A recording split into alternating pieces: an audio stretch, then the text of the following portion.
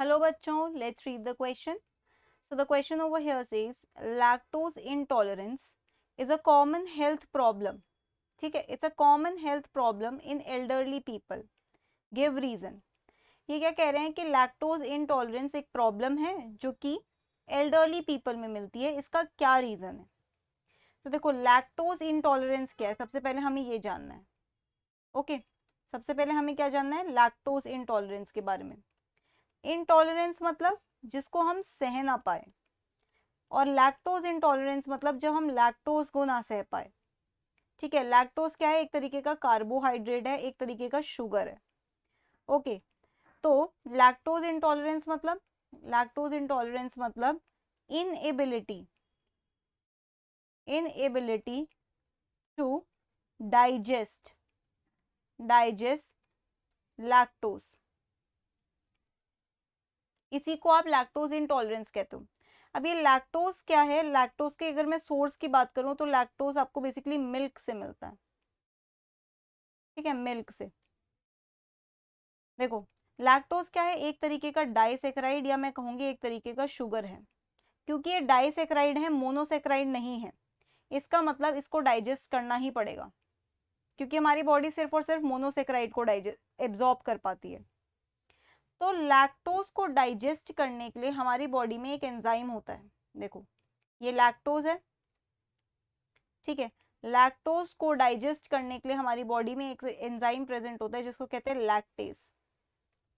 ये क्या करता है? लैक्टोज को तोड़ देता है ग्लूकोज में प्लस गैलेक्टोज में.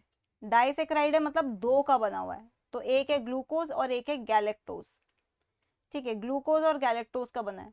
अब ये जो ग्लूकोज और गैलेक्टोज है ये मोनोसेक्राइड है, मतलब हमारी बॉडी इनको एब्जॉर्ब कर लेगी, तो ये डाइजेशन कंप्लीट हो जाएगा. Right.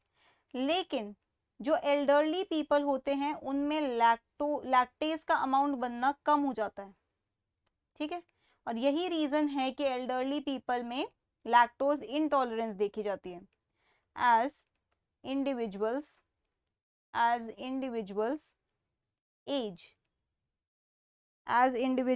age it has been seen that lactase production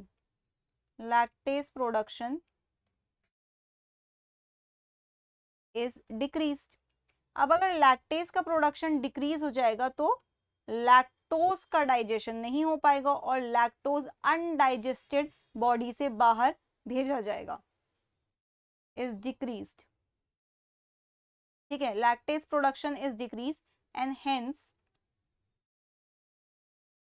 lactose is not tolerated that is digested. Tolerated मतलब digested in the body. Okay, इसीलिए बॉडी में लैक्टोज को टॉलरेट नहीं करा जाता और उसे एक्सक्रीट आउट कर दिया जाता है. So that's it for the question. I hope you understood it well. Best of luck.